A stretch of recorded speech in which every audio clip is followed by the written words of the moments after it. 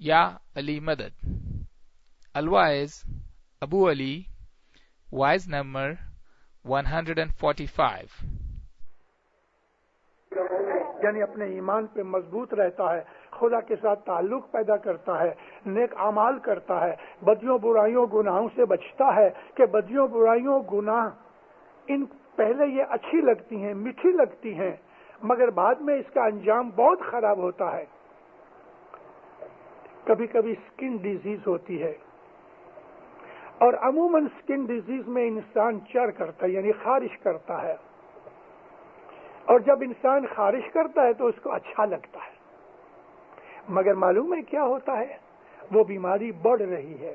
سکن ڈیزیز میں کبھی بھی خارش نہیں کرنی چاہیے، چر نہیں کرنی چاہیے، اس لیے کہ چر کرنے سے وہ بیماری سکن کے اندر ڈیپ ہوتی جاتی ہے، لیکن چر کرنے سے، خارش کرنے سے اچھا لگتا ہے۔ اسی طرح سے جو بدیاں برائیاں اور گناہ ہیں وہ اچھے لگتے ہیں، مگر وہ ڈیپ ہوتے جاتی ہیں، بیماری بڑھتی جاتی ہے، یہاں تک کہ پھر یہ ایگزیما بن جاتا ہے۔ اور ایگزیما بھی دو قسم کے ہیں، جب وہ کرونک ایگزیما بن جاتا ہے اس کا پھر کوئی علاج نہیں ہوتا، وہ زندگی بھر رہتا ہے، دکھتا ہے، ہڈی تک چلے جاتا ہے۔ اسی طرح سے ہماری جو دنیا کی جو بدیاں برائیاں ہیں، خاص طور پہ لہو و لعب، دعا کا ٹائم ہے اور ہم فلم دیکھ رہے ہیں، جماعت خانے جانے کا ٹائم ہے اور ہم کسی محفل میں بیٹھے ہیں، کیا ہمیں خدا یاد نہیں آتا؟ کیا ہم کو نہیں مرنا؟ کیا ہم خدا کو نہیں مانتے؟ ہمارے دل کے اندر ان چیزوں کے احساس ہونے چاہیے، ہمیں اپنی غلطی کا احساس ہونا چاہیے، ہمیں اپنی بھولوں کا احساس ہونا چاہیے، اور اس لیے پھر ہم کہتے ہیں یا مولا میرے گناہ بخش دے، میں ٹھیک ہو جاؤں گا۔ اپنے دل کے اندر یہ طے کرنا کہ میں درست ہو جاؤں گا، میں اپنی بھول کو سدھار لوں گا، تو خدا پھر اس کے اوپر راضی ہوتا ہے، اس کو بخش دیتا ہے۔ لیکن جو آدمی ٹیڑھا اور ضدی بن جاتا ہے، خدا کہتا ہے اچھا خدا حافظ، وہ جانے، اس کا کام جانے۔ مولا آپ کو سکھی آباد کرے، نیک امیدیں پوری کرے، حقیقتی سمجھ دے وے، دو جہان کی خیر و برکت دے وے، مولا کے دربار کے اندر روز آنے کی توفیق دے وے۔ مولانا حضرت امام دین دنیا کے اندر آپ کو، آپ کی آل اولاد کو دو جہان میں خیر و برکت دے وے، بدیوں برائیوں سے بچائے، گناہوں سے بچائے، آفت بلائیں دور کرے، نیک امیدیں پوری کرے، برکتیں دے وے، خوشیاں دے وے، سلامتی دے وے۔ مولا آپ کے اوپر ہمیشہ راضی رہے۔ ہے زندہ کھانا ودان To get knowledge in Islam has been enjoined upon every Muslim. حضرت رسول اکرم صلی اللہ علیہ وآلہ وسلم صلوات پڑھو۔ Many a times he had repeated this talabul ilm farida. To get knowledge is a duty, obligation. Ala kulli al-muslimin wal-muslimat, upon all the women Muslims and male Muslims. Nabi Kareem, he emphasized so much on ilm, to acquire knowledge, that he used to say, the ink in the ink pot of a learned man, the ink in the ink pot of a learned man is higher than the blood of a martyr. See the importance that he has attached to learning. Ink in the ink pot of a learned man is higher, more important than the blood of a martyr. Then again he once said, Talabul ilma falafisain, acquire knowledge even if you have to go to China. Now, in those days, it was so hard and difficult to go to China. I always enjoy when the Jamaat people, they ask me questions. I enjoy because it is one of my duties, my responsibilities, that I give them the information, right information, whatever I have acquired. Secondly, I enjoy because it shows that the person who is asking me a question, he has the interest in learning and knowing more about our religion. So it is very, very nice thing. I never refuse whenever I have been asked in the Jamaat that I should give the answers of the questions very well. Sometimes, if I'm preaching, I may not be able to touch all the questions. I may not be able to touch all the points. I do not know what is bothering you. So therefore, when you come to me for any question to be answered, I gladly welcome it. And here tonight, I gladly welcome you. Do ask always, because asking is a way of learning. And if you don't ask, the doubt will remain in your mind. Relieve yourself. Ask the question. If you are not satisfied, ask a better person. Imam Sultan Muhammad Shah had said, if you are not satisfied from the missionaries, then come to me. I will give you the answer. So it is better to ask questions. But one thing, don't ask for the sake of asking. Ask if you really are bothered. Ask if you really want to know. Simply by asking questions for the sake of asking is not a good habit. It shows that the man is playing a joke, not serious about it. Questions in human mind is a natural phenomenon. As soon as a child comes to some understanding, and if he has good tongue, which is at the age of round about 2, then the man at the age of 2 or even some early time starts asking, Mummy, Daddy, what is this, what is this, what is that, why we do that? That is human nature. And God has made us like this so that we may inquire, we may search, and we may know. Allah has given a little story in Quran describing about Hazrat Ibrahim and his life. Allah mentions when Ibrahim was very young. Let me give you a little background. Hazrat Ibrahim alayhi salam, he was in mother's womb when his father died. His father's name was Tareh, Tareh. In Arabic it we write is Te Alif Re He. So his father died before his birth, and his uncle Azar, he took responsibility of his maintenance.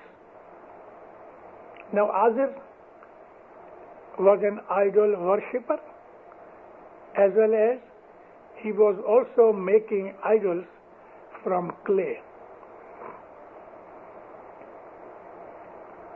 Ibrahim alayhi salam, because he was brought up by his uncle, he used to go with him in that factory, also helping him bringing this thing or that thing. But he never bowed down before an idol as his uncle Azar was doing. So Allah mentions that Ibrahim, when he became the age of understanding, In historian explanation, I would say that he was around about 6-7 years of age. In Quran, his age is not mentioned. But Quran says Ibrahim, at night he would go up on the roof and look into the sky. So many stars twinkling.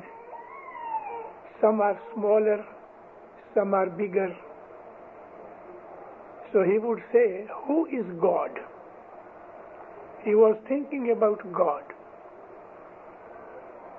So he would say, when a very brilliant, bigger star, Hazrat Ibrahim, to his mind, he says, this may be the God. After some time, that star moves and goes down and disappears. He said, no, this can't be my God. After 2 or 3 nights, he would say, oh, this is the bigger one. What he saw, a moon. Oh, this must be my God. But when moon sat down, he said, no, it can't be my God who just sets down. Then during the daytime, the mighty, brighter sun rose, and Hazrat Ibrahim, he became very happy. Oh, this must be my God. But at the evening, when the sun set, he said, disappointingly, no, this is not my God. This is mentioned in Quran. So right from the beginning, as I say, human being has been given a kind of logic and asking why this happens, why this happens. So Ibrahim alayhi salam, when he was thinking about all these celestial bodies, appearance and disappearance, so he became very, very disappointed. Then God sent him an angel and he taught him about God. But there is also a little hilarious mention about Ibrahim in the Quran. Hazrat Ibrahim became absolutely convinced that God is somewhere we don't see him, or he may be everywhere we can't see him, but certainly anything which we see is not God. There was argument between the nephew and the uncle, Azar and Hazrat Ibrahim. This argument could not convince him. The uncle would say, he is our God. So one day what happened? Ibrahim alayhi salam, he came to the factory where his uncle was making idols, and the uncle said, look after this thing, and I'm going out for some work. So when he went away, Hazrat Ibrahim, he took an axe and started destroying all these idols, but not completely. He simply cut one hand of one foot of the other, one ear of one idol, one nose of the other idol, eyes dropped, someone was beheaded, but he disfigured every idol in that go down. But there was a very big, he put that axe into his hands and he went and slept.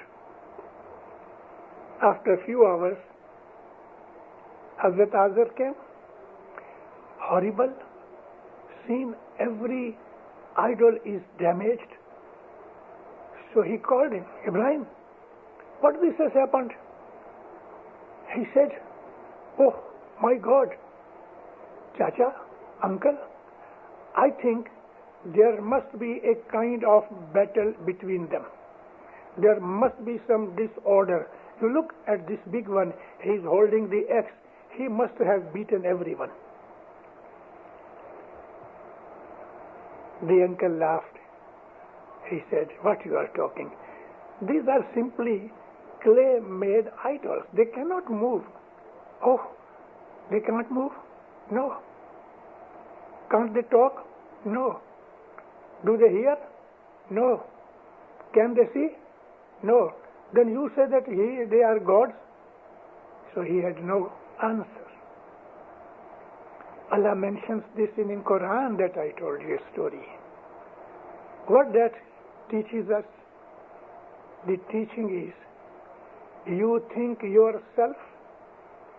If you have any question, then answer. Logic comes from inside, and if you have any question, try to solve it. If you can't solve, go to someone who can solve you. If no one can solve, then wait and pray. God will give you the answer. I invite you now. If you have any questions, give in writing there. Who is talking? There. Did you receive anything? Even without writing, if you want to ask any question, you are at liberty.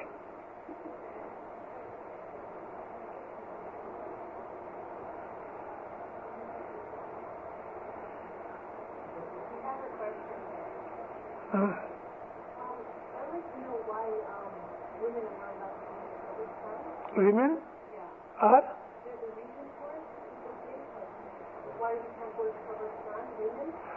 Well, you know, why you are driving here on right side and in England on left side? What is your answer? Law, no? So this is law made by Rasul. Women cannot go to graveyard. What is the reason of this right side and left side? So there may be a reason, and not necessarily that we come to know every reason.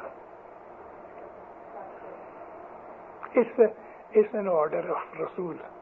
We have to obey it. Women are forbidden to even follow their janazah.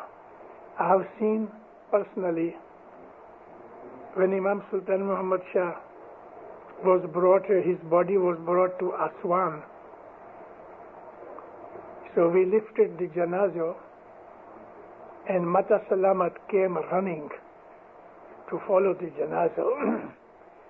Maulana Hazrat Imam made like this to his grandmother. No, Mummy, you can't come here. And she went back. She was not allowed to participate in janazah of her husband because it is our Sharia.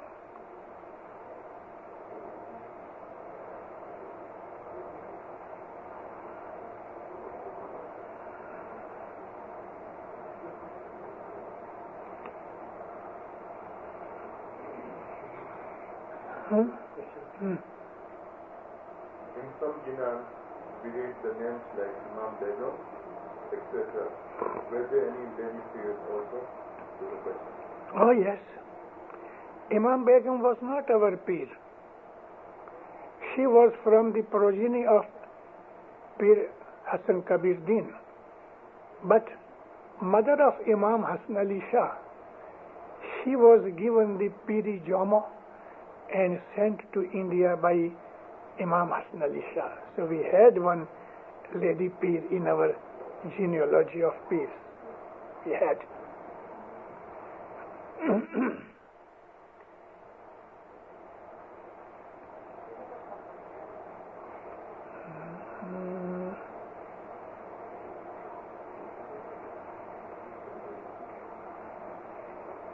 Imam Begum,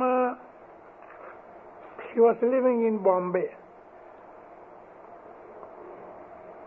and she died during 1860 or 67, a little more than 100 years ago, and she is buried in Karachi.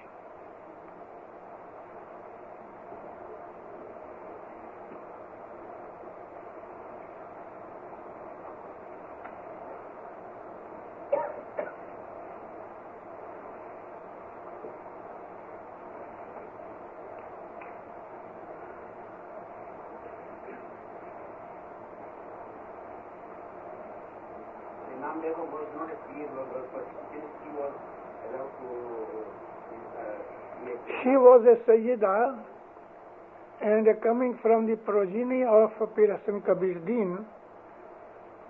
So because she was a Sayyida, also from the family of Hazar Imam means that all our peers, they are from Imam's family of different times.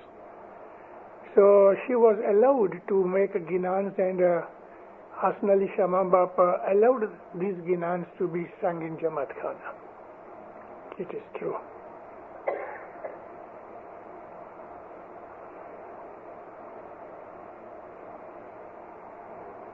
So are we supposed to Sajda? No. Our salam is only to those peers who are, we say, puthiyos of peer, authorized peer like Pir Sadruddin, Pir Hasan Kabir Din, Pir Taj Din, Pir Shammas, Pir Sahib Din, Pir Nasir Din, Pir Salamuddin, Pir Sadgur Noor, Pir Saleh Din, Pir Salahuddin. All these peers, because they are authorized in Piri Jama, so we make, because they are holding the Noor of Nabuwat. So it is our salam to them, but to other peers, we simply respect them, but we don't bow down. Pir Imam Shah, son of Pir Hasan Kabir Din, Pir Muhammad Shah, son of Imam Shah, Pir Ahmad Shah, son of Imam Muhammad Shah, Pir Imam Begum or Muhammad Shah, Dule. Then we had Pir Fazal Shah. So these peers were not authorized, but because they are the children of peers, so we respect them. But their ginans we sing in Jamaat Khana because Imams have given the authority for that.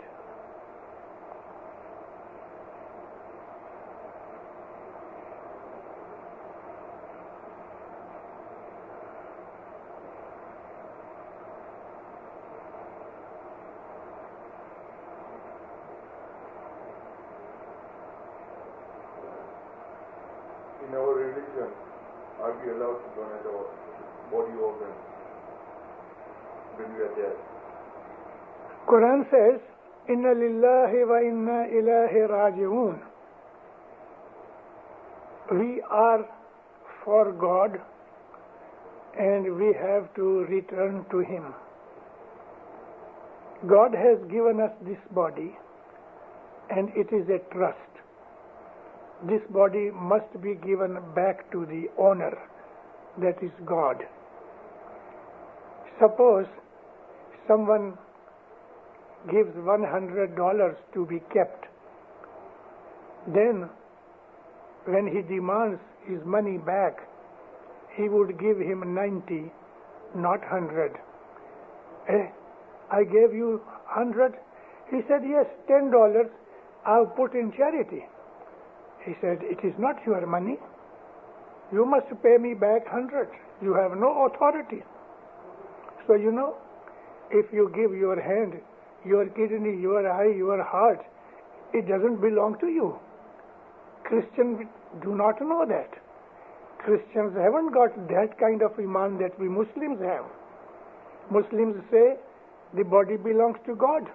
And that's why we bathe the body, we purify it, then we wrap in a pure white sheet and then put in the dust. Give back to God. What right that man or any other person who has to take any kind of limb from the body? Islam does not allow it. You are not giving to God. Are you paying taxes? If yes, you tell tax people, I have spent some money to just make this road, because you are also spending on road. I have repaired this road, I will not pay tax. What will be the condition? You pay to government. It is the government who will spend. God didn't tell you to give any part of your body to someone. Quran doesn't say, Nabi doesn't say, logic doesn't say. These are the Christian people who do not actually know their religion very well too. It's a modern theory, but people think, well, it's a charity. Yes, charity, help him in monetary way or in other way. But the things which is not yours, how can you give? Your one kidney given to God. They have to die. Weren't they dying before that? 100 years before, 50 years ago? So, on the contrary, if God has sent death for someone, you are preventing God to kill him, although God can do it. You are putting that person in more difficulty. If without donating anything, you can give them, it's your service. I personally have this idea, and I cannot impose it on everyone. It's everyone's own personal iman or personal idea or conviction. I would not go for it.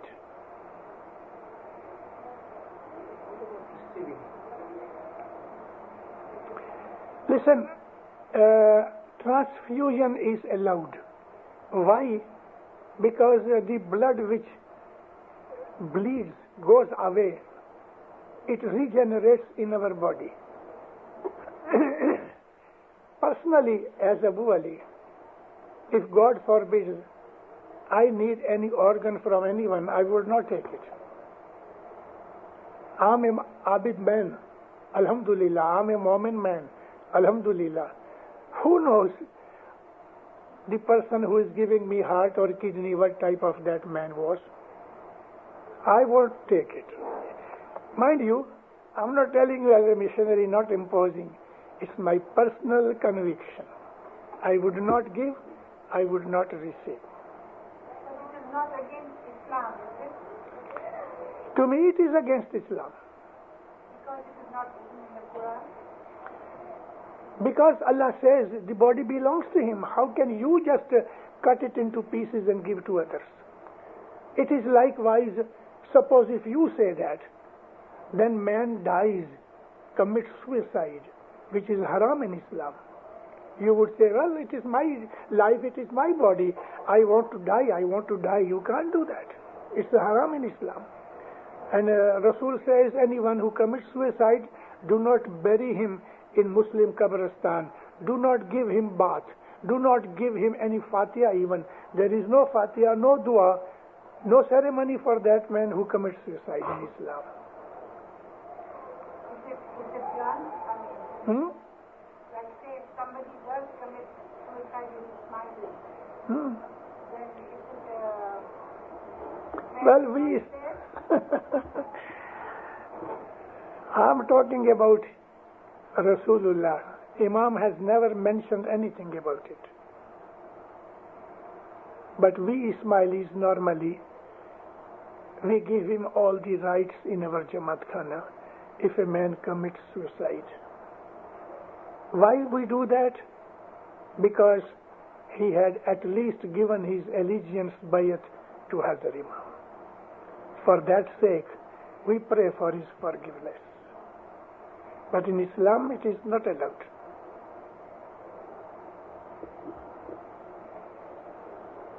What is the journey of the departed soul like? What stages they go through? This is an individual experience. But one thing is certain. Soul migrates to the place where Allah passes His judgment for him, which we can never know. Only that personal experience the person who has taken, he would say.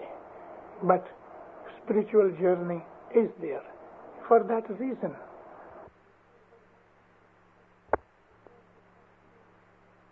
These are the personal experiences which we cannot relate in words. Difficult.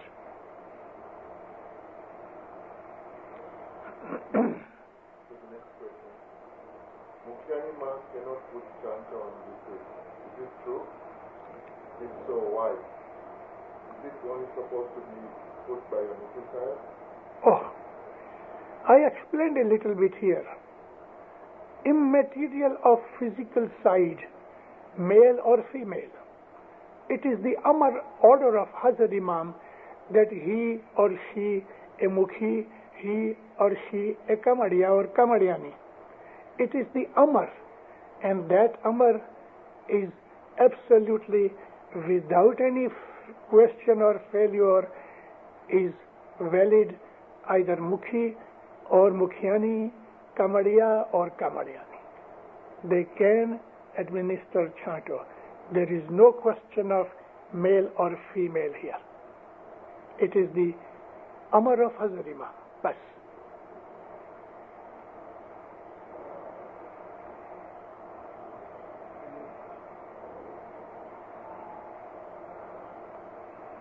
Any more question?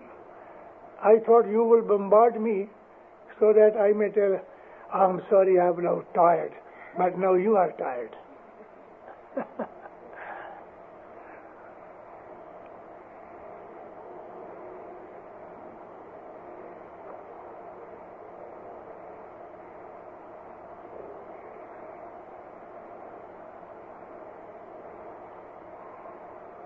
Before we do our chanta is given forgive all our sins. If all our sins are forgiven, how can there be a heaven or hell? Well, I'm glad you are asking this question, but had you thought it, you might have heard Wise Farmans of Imam Sultan Muhammad Shah, of Hazrat Imam. You know, we have various mandalis. In some mandalis, there is an administration of chanto. For instance, Chandarat. Chandarat Majlis is on the new moon night, and it is our tradition for hundreds of years that people used to pay daswand on Chandarat. Even now, most of us, they pay their daswand on Chandarat. But it is also a practice that many people, they pay daily daswand. Suppose a man has to pay $300 in a month, so he pays $10 every day. So many people, they pay daswand every day, and the balance comes on Chandarat, and then we take a chanto. Now the chanto that we take in Chandarat, it is purely daswandni bhul chuk no chanto. No other sins are forgiven in this chanto. This chanto is purely for daswandji mistake or bhul chuk. Suppose I take some loan from some Ismaili fellow and I don't pay, then I go to Mukhi on Chandarat, and in my heart I say, Toba Toba Bandhu Gunegar Gat Bakshe Shapir Bakshe, and I take that now that man is forgotten because I have already taken my forgiveness, chanto. It's a wrong thing. Any sin, mistake, hurting committed to others is not forgiven here in Jamaat Khana. it is that man who would forgive you or not. I hurt someone and I come to Mukhi or Mukhiani to give me chanto. This guna is not forgiven because it is someone's guna. Here, in Jamaat Khana, the sins and mistakes that we commit of our religion of Hazrat Imam, such things are forgiven here, not others. Some person, they come in the morning, Baitul Khayal, and you know that every month we had a majlis for the past nearly 75, 80 years. And in that, Sultan Muhammad Shah said that in your Baitul Khayal monthly majlis, you also take a chanto. So Imam Sultan Muhammad Shah has mentioned that even the best of all your moments, he also commits 7 unknowingly, unintentionally, 7 guna, 7 sins a day. Because human being is to make mistakes and forget, that as I explained to you in my voice this evening. So Imam said, every month you take a chanto of Baitul Khayal. Now that chanto is unintentional Baitul Khayal's guna, or any mistake, unintentional mistake of Baitul Khayal.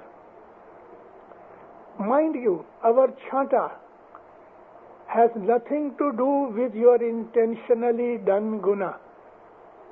Any mistake guna done intentionally is not forgiven in chanto.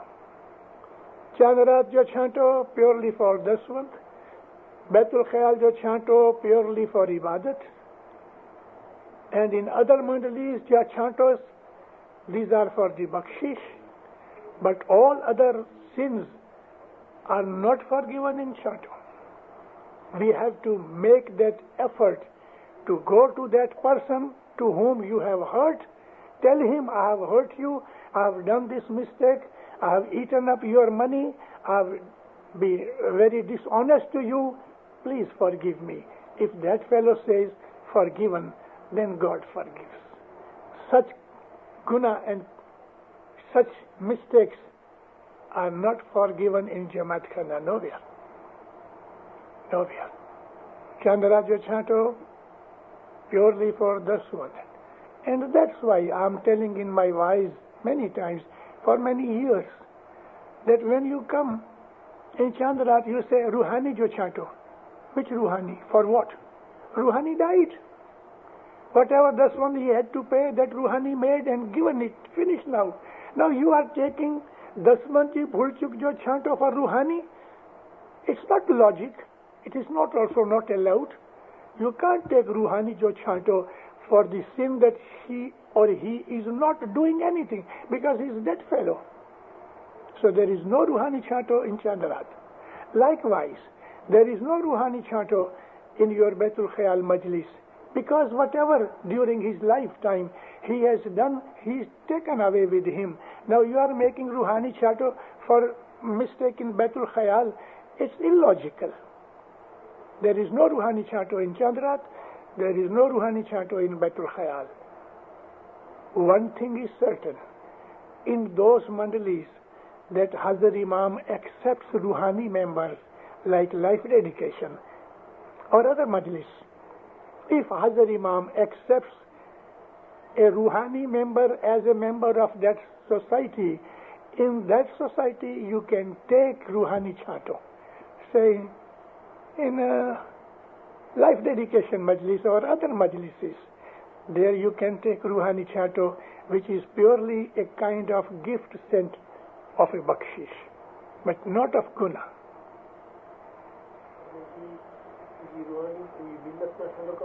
For that Ruhani who has been accepted as members only. Yes. Only. The family may be the members now in the Gusi local. No. The person, Hazrat Imam has accepted him as Ruhani member, you can take every time kyanto for that person.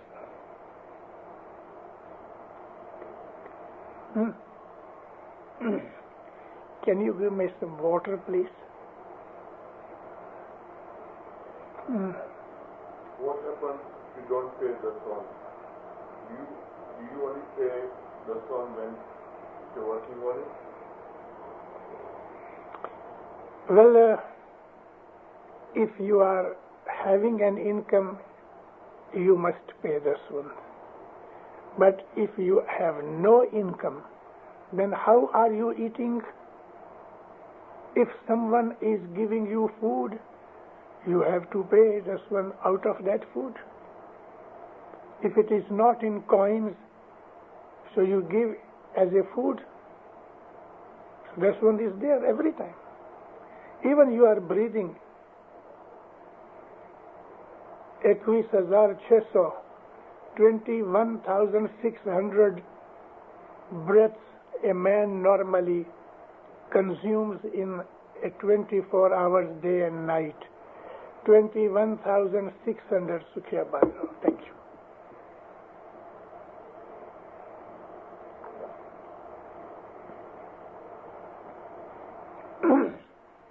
Out of this 24 hours, which God has given you, it is also like an income.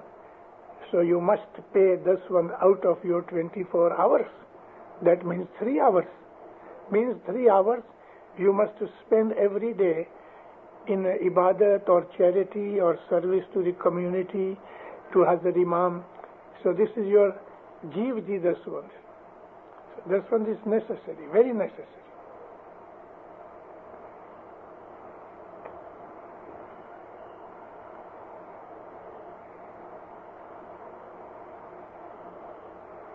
Is there any mention of abortion in Quran?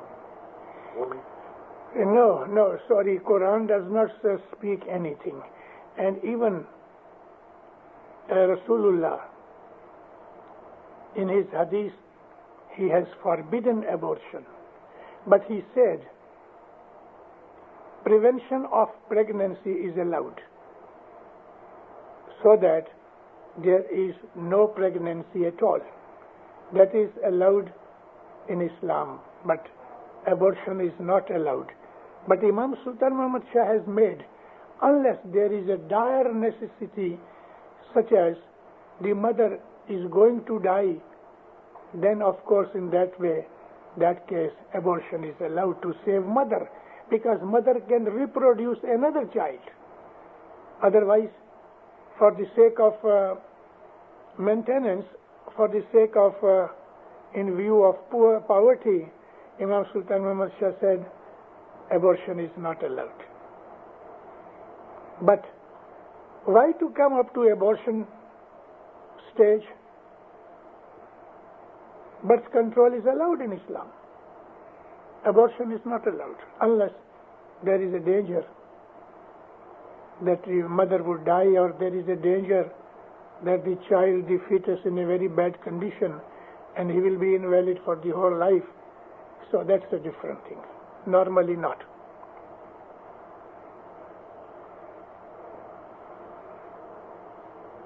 I have a question for you. Yeah, fine. Actually, I have a bunch of questions. Start with one. No, it's one question is, who appoints people like Mufti Sahib and Mufti Sahib? Hazrat Imam. If Hazrat Imam is sitting here in his physical form, and if he tells you, go and tell Abu Ali, go out. So when you come to me telling me Hazrat Imam says go out, so it is not you who are telling me go out. It is Hazrat Imam who is telling me go out, and I will go out. The appointment comes from Hazrat Imam. But Hazrat Imam not every time is sending his personal farman to each and every one. He makes a list, signs it, and gives to either council or tariqa or other, whatever he says, whatever he wants. So the Farman comes from there. No one has got guts, no one has got authority of his own, he may come and sit. Now this Mukhyani or that Kamadia, before they enter into Jamaat Khana, is there anyone who come and sit here and starts giving dua? Have you got any guts out of you? You can't do it unless you have the Amar, and it is the sit. Now this Mukhyani or that Kamadia, before they enter into Jamaat Khana, is there anyone who come and sit here and starts giving dua? Have you got any guts out of you? You can't do it unless you have the Amar, and it is the power of Amar that person can sit here. No one can sit. I have been hearing this question nearly half a dozen times in 2 days that I am passing here, and I am very much disgusted. Why you take this kind of objection? As I told you, no one has guts to come and sit of his own. This is such a place.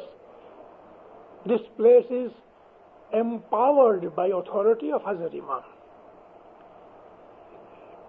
My dear, my brothers and sisters, don't indulge in such petty, un-Ismaili things. Never think like that. It is Amar and Amar. Yes, please. Second question. Just for my clarification, isn't like people who are sitting on Gadi, they're acting on behalf of Hazrat? Certainly. Hazrat Imam said, Sultan Muhammad Shah, even Hazrat Imam. Hazrat Imam has recently spoken in Dar es Salaam. Mukhi Kamadia are my representative. Imam Sultan Muhammad Shah said, Mukhi is my right hand, Kamadia is my left hand. They are sitting on my Gadi. On my behalf, they have the authority of doing that thing which they are entrusted upon. It is. They have the authority. So whoever sits over here... Not whoever. Whoever is appointed to sit here. Oh, sorry, appointed, I should clarify. Whoever is appointed, so we should, like, you know... Yes, whatever exactly. they say, you have to do it. It's not that, oh, somebody else is sitting over here, so because of... Anyone who has the Amar to perform as a duty as a Mukhi, Mukhyani, Kamadia, Kamadiani, they have that Amar from Hazrat Imam. The person who comes here for saying his dua, he or she sits here, and then Mukhi, Mukhyani says, Darte Jamaat Bhai. Okay. Then the fellow does not start dua. He said, Amar Mukhi Sahab. Amar is given, then he starts dua. Our whole structure is on Amar of Hazrat Imam. It is Amar with Mukhi, Mukhyani, Kamadia, Kamadia. Suppose a person is appointed as Mukhi, Mr. Shamsuddin Muhammad. So his wife sits in a women's size section as Mukhyani. Now Imam has not mentioned her name, but her husband's name is there, so it is automatically that she is Mukhyani, and she has got also the same right and same barakat and taqat that the Mukhi has got. So our whole structure is on Amar. Yes, please. Next question.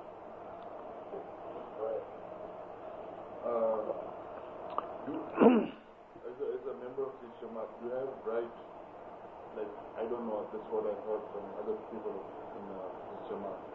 I feel I'm very disgusted in Jamaat, this Jamaat also. As certainly as you. Because some people are asking, I could see the former people who are appointed over here. I don't have right to do that. Do we have the right? No. Those people who have taken this place, they have not taken on their own will and accord. You must have received here in the Jamaat Khana the letter of appointment signed by anyone, but he would say that Hazrat Imam has appointed these two persons so and so. We have no right to ask, where is your credential? And when they are sitting here, the higher authorities know. They know it.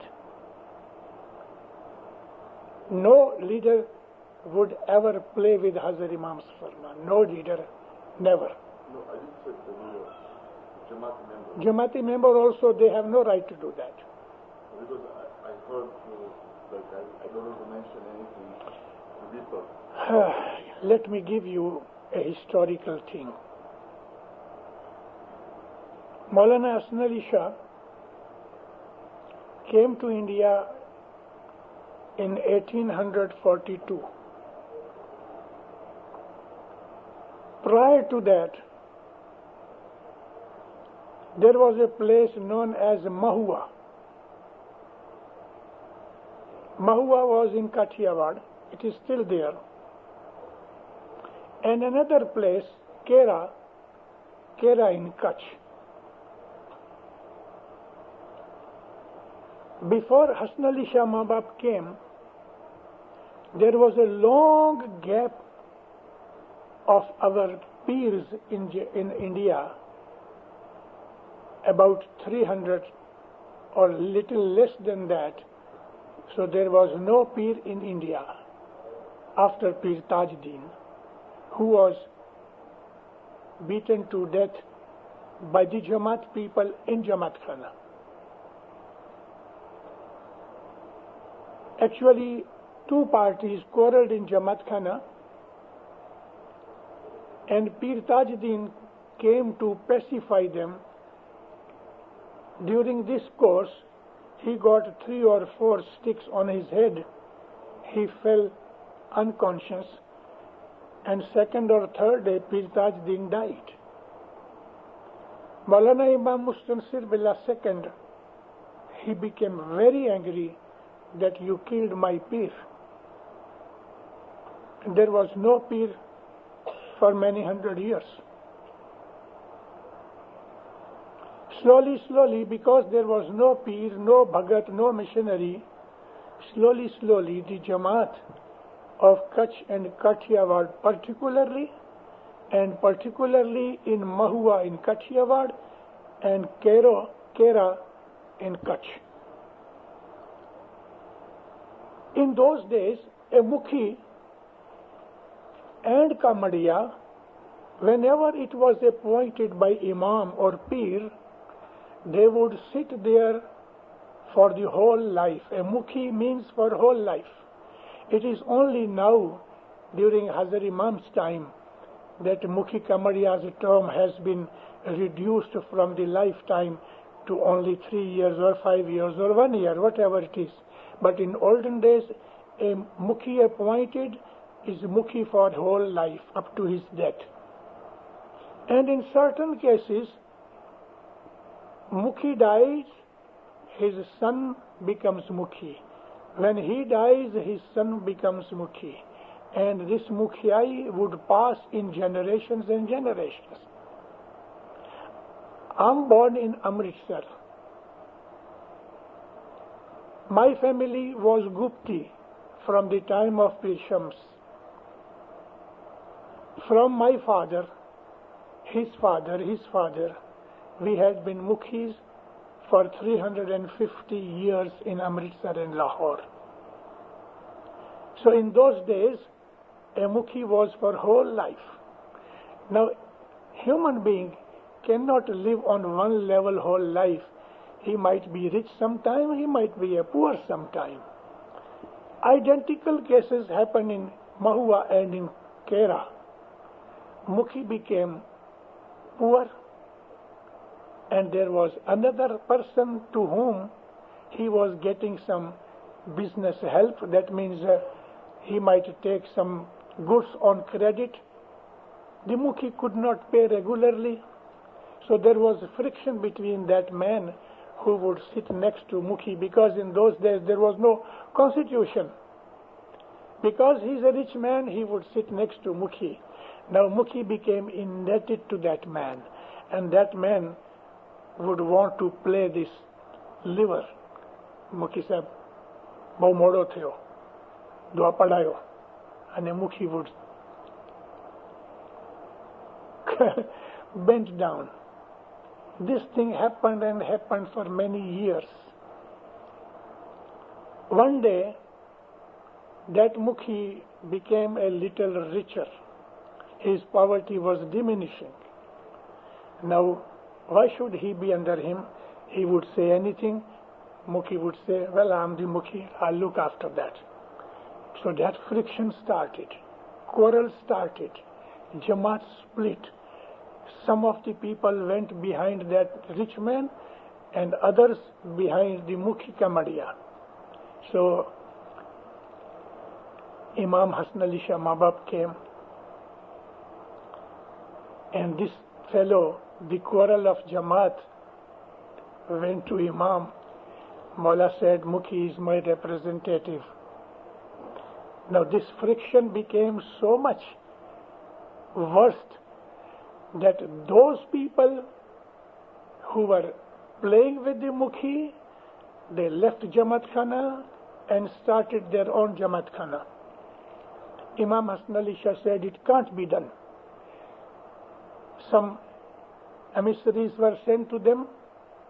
They did not agree. Gradually, they became Isnashri, left religion. The quarrel between a rich man of the Jamaat and poor Kamadiya or Mukhi. So there was a case against Imam by those people. That case happened in 1846. So between 1846 and 1866, in 10 years, there were 5 cases against Imam Hasan Ali Shah and against the Jamaat by those people who were Ismailis, but quarreling with Mukhi or Kamadiya, they left religion and they became against us. And the bigger case came in 1866, which is known as Aga Khan case. And those people were driven out of, excommunicated from the Jamaat, which they had already done it. So Jamaat split. Because of trouble between the Jamaat and the Mukhi. But those people who are Mu'min, who believe in Hazar Imam says, here is a dog, he is my Mukhi or Kamadiya. Sorry for this language, but sometimes you have to be bitter to put the matter in the head of the people. Even a gadero, even a guy, anyone, a poor, illiterate, if Mawla says he's your Mukhi, Amin. Never quarrel in Jamaat. Never quarrel. Otherwise this thing will affect your Iman and take away the light, and the darkness will prevail. Please, please, I urge you, I request you, give up this kind of questions. Give up any kind of doubt in your minds. Our structure is very smooth. Very smooth. Not that your Mukhiani here first time is elder. I have explained to you in 1962-63 in London there was a Mukhiani and a Kamadiya. It's not once, one or twice, many times it has been repeated, but with the permission of Imam. There is Amar and nothing else. Yes. You already answered my question. So I won't go any more. Repeat what question was? No, like you just answered. Thank you. In conclusion. There are 3 more questions over here. Carry on. Can you tell us about some of your personal experiences with Hazimam? No, I can't tell it. Sorry.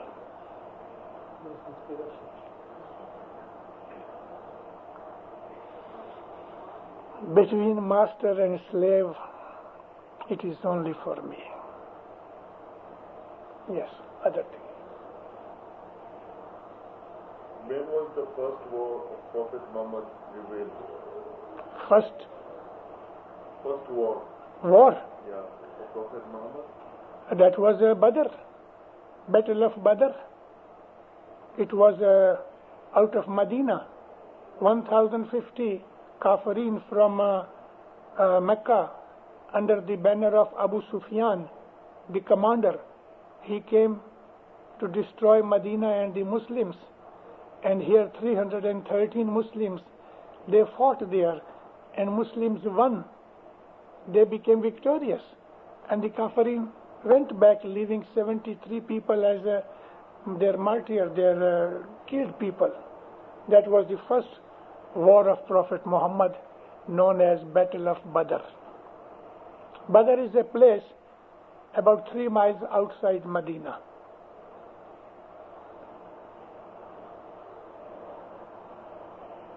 Why can't we wear black in Jamaat Khana? Does this include black socks, etc.? Yes.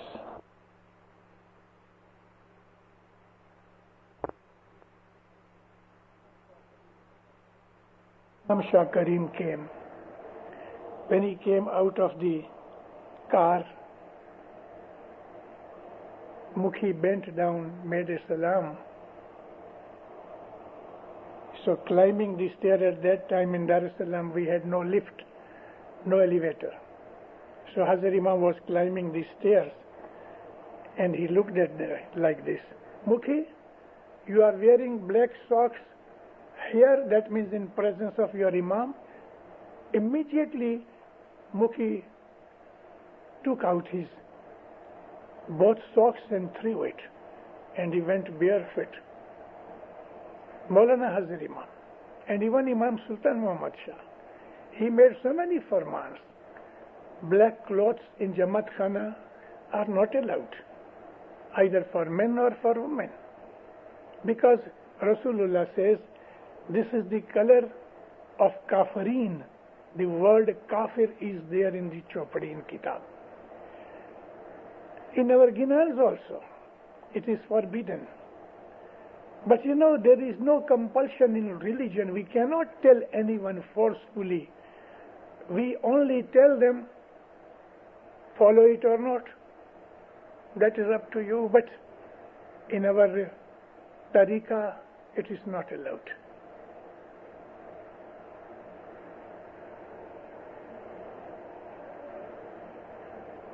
Mawla bless you. I have taken a lot of time. Can you talk about predestination? Predestination. Maulana Imam Jafar Sadiq was sitting and a man came. Ya Maula, what is predestination? He said, stand up. So he stood. Maula said, lift your right foot up. He lifted his right leg. Now he was standing on his left leg. So Maula said, without putting your right foot down, lift your left one. He said, Maula, how can I do that? So you are helpless in that way? Yes, Khudavan. This is predestination. Something you can do, something you are not able to do.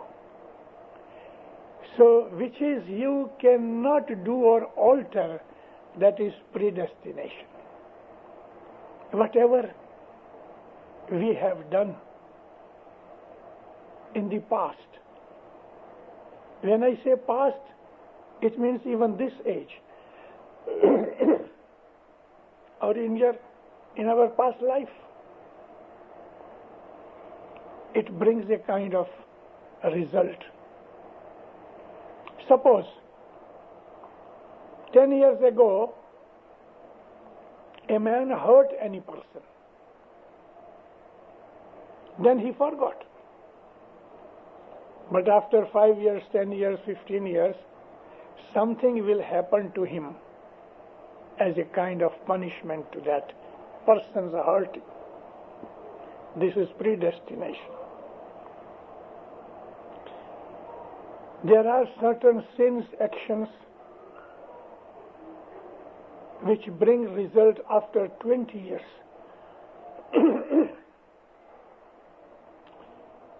Some actions bring result after 2 years. Some actions bring result at the time of our death. So whatever we have done in the past, these things, if not corrected, not forgiven, then they bring sorrow and some kind of hurting as a punishment. It is true. So this is our predestined things. Whatever we have done, the result has been written and it will come. But then we have certain means to repay it back through charity, through ibadat, and through prayers. And also, if we have hurt, as I told you earlier, go to him or her and say that you have done this bad thing to you, please forgive me. Then such thing is wiped out. And if we don't do that, then we are being punished, and we will be punished. So this is the theory of predestination, which needs an explanation of 1 hour. Inshallah, sometime, not this time, because this time I have got a series for 4 days. On 22nd, I'll be going away from you. Tomorrow and day after tomorrow, inshallah, I'll be with you. But predestination requires a lot of explanation.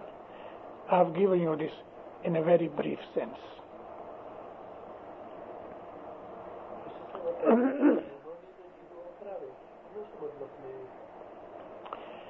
Ruhani dua means whatever the coin we are giving in the hands of a Mukhi Kamadiya, it is a kind of mehmani to Hazar Imam, and the sawab of this goes to that Ruhani, for which Ruhani you are making dua or mehmani.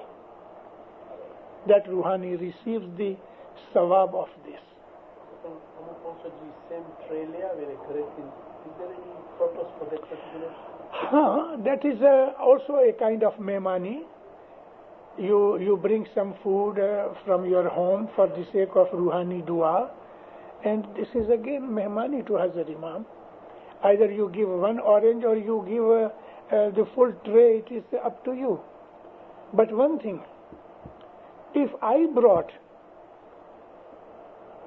something for my father's Ruhani dua, no one can make for his father's Ruhani dua on my father's Ruhani dua. If anyone wants to make any dua, either he should bring something from home or buy a nandi from here and come to the part and say, it is Ruhani dua for my Kabila. But if there is a Ruhani mehmani or Ruhani duas train for someone, yes, for that Ruhani you can make. If there is a tray for my father's Ruhani, you can also make dua here for my father's Ruhani. But on this plate, you cannot make your father's Ruhani dua there. But once or twice in a year, like this Laylatul Qadr, or like Imamat Day, or some other big day like Eid, you can, Mukhi Kamadiya should bring a plate tray from them for the sake of all Ruhanis of the Jamaat. Then anyone is entitled to make Ruhani dua here for the Jamaat's whole complete Ruhani, which his own Ruhanis are also included. Common Ruhani, what we say. Yes, please. Before I ask this question, let's clarify my own case. This is your own viewpoint, or are you following some Tariqa board comments? Or? There was my personal view only for giving the organs. Otherwise, all things which I am telling to you, it is from the Faramins and Ginans, not my views. This is from my farmans of Hazrat Imam, not from myself.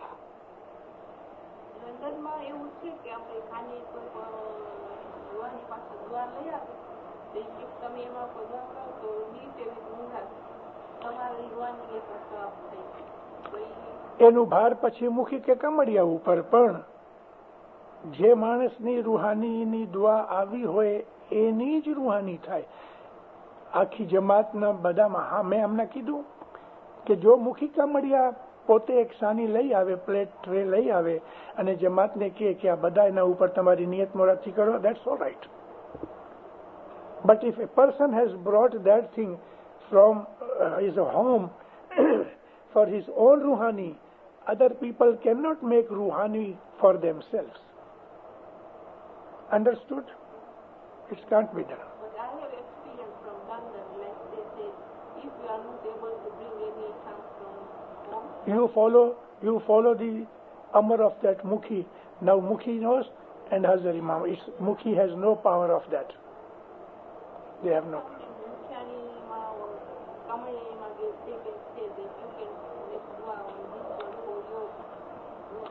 Begum Sahiba came first time to Nairobi, 1960. Yes, 1961. First time Begum Sahiba accompanied Hazrat Imam. Hazrat Imam came out of car at Darkhana of Nairobi. Hazrat Imam went. Then Begum Sahiba came. When they came near the lift, so Begum Sahiba was going to remove her shoes, sandals. So the Mukhiani said, Begum Sahiba, you can come with it. So she looked at Hazrat Imam. So Hazrat Imam, just about 2 or 3 seconds, he paused and said, well, when Mukhiani says, you may come. So she went up with shoes. From Darkhana, they were going to Parkland Jamaat Khana, and in the car, Hazrat Imam said, look, you are not supposed to come to Jamaat Khana with shoes. This time only, Mukhiani said, well, it's all right, but now there, you come out of car without shoes. Remove your shoes inside the car. And she removed her shoes inside the car and came out barefoot. Well, it was because for the sake of Mukhiani, he did not want to, because Mukhiani, they are on his gradi, and it was a mistake of Mukhiani. Same thing happened in Winnipeg here. Mm-hmm. I was Kamaria. Who was Kamaria? Oh, I see. Uh-huh. When Hazrat Imam came in Jamaat Khana? 79? 78. When Begum Sahiba wanted to take out the shoes, he saw at Hazrat Imam, and Hazrat Imam said, ask Mukhi. Oh. So before she asked, I said, well, let us go with the shoes. So Begum Sahiba came. So you allowed it?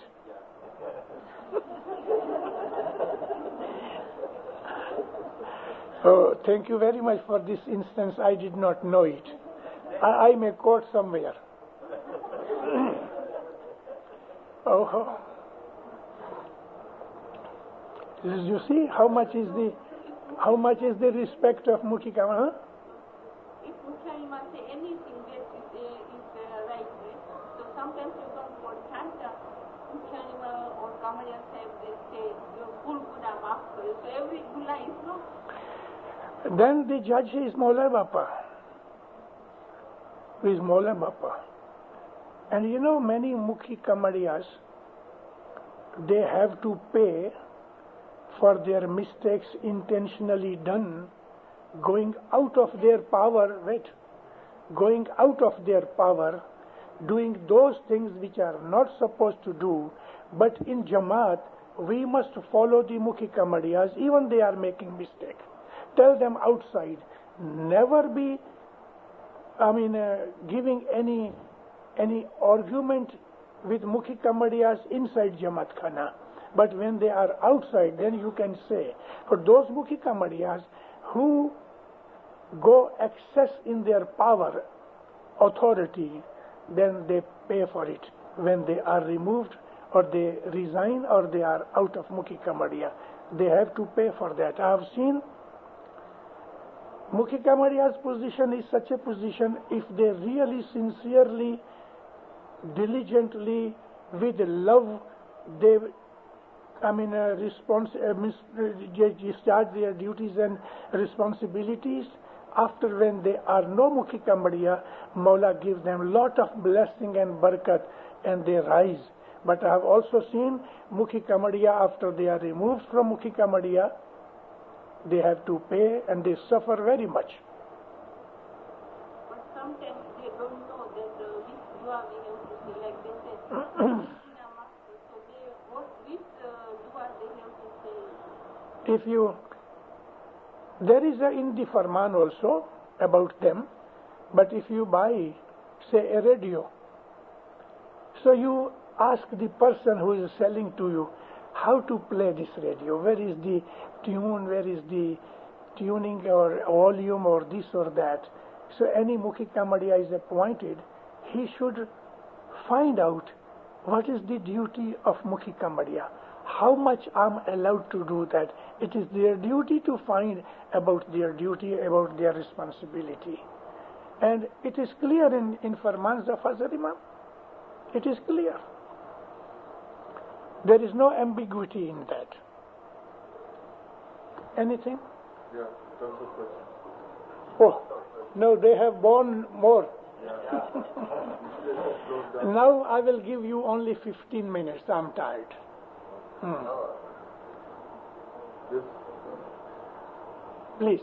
The questions I asked you, there's a question following from the audience. If you are appointed to Gadi, aren't this, people who are appointed to Gadi supposed to attend Khani every day? They must attend every day. No question? People who are appointed to Gadi? Well, if they don't attend every day, how can Jamaat attend every day? Mukhi Kamadiya must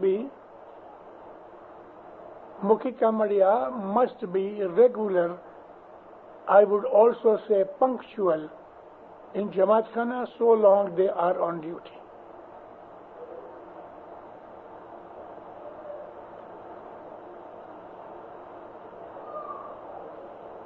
Can you share your inspirational moments with witnessing the program in 1992? No time for that. But I must tell you, for the past 65, 66 years, I have been near Imams, Imam Sultan Muhammad Shah's Jama, Hazrat Imam also. I never saw so much sweet, loving and merciful as I saw Hazrat Imam in 92's Padramani, particularly in Vancouver. I was all over the places, but in Vancouver we cried like babies in emotion and in love. He was so much emotional and loving. 8 times he said like this, "You are always by my side like this." Baraka, Baraka, Baraka, 6 times. such a condition of loving Hazrat Imam I never saw before that. And I tell you, Hazrat Imam loves us very much, particularly the whole Canadian Jamaat, because Hazrat Imam on his own will and accord brought us here from Africa. So he told some time back to the officers, to the leaders, that you have on my farman come to this country, you will be very much prosperous. Once Hazrat Imam said, Inshallah, my Canadian Jamaat will become very prosperous. Very, you will be very rich. You will be very rich. But I'm afraid you might forget me. And that time, many people cried, Khudawan, pray for us, that we may be obedient, we may be faithful and good people to the Hazrat Imamat. Mawla blessed us, but Hazrat Imam said that I'm afraid you people may forget me.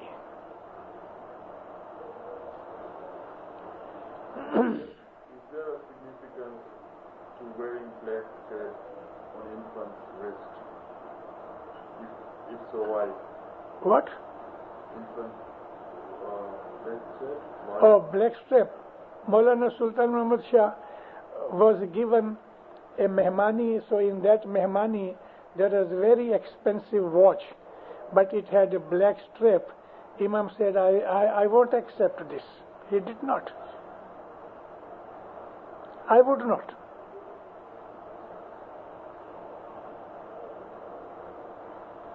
Why do babies have to shave their heads? Is there any significance? There is a farman of Rasulullah that within 3 months of the birth of a baby, maybe a boy or a girl, shave their head. It is farman, and we do it. What about people having black hair? Does that count like to shave their head? Yes, Allah has made this black, let it be there, so that it may become one day white.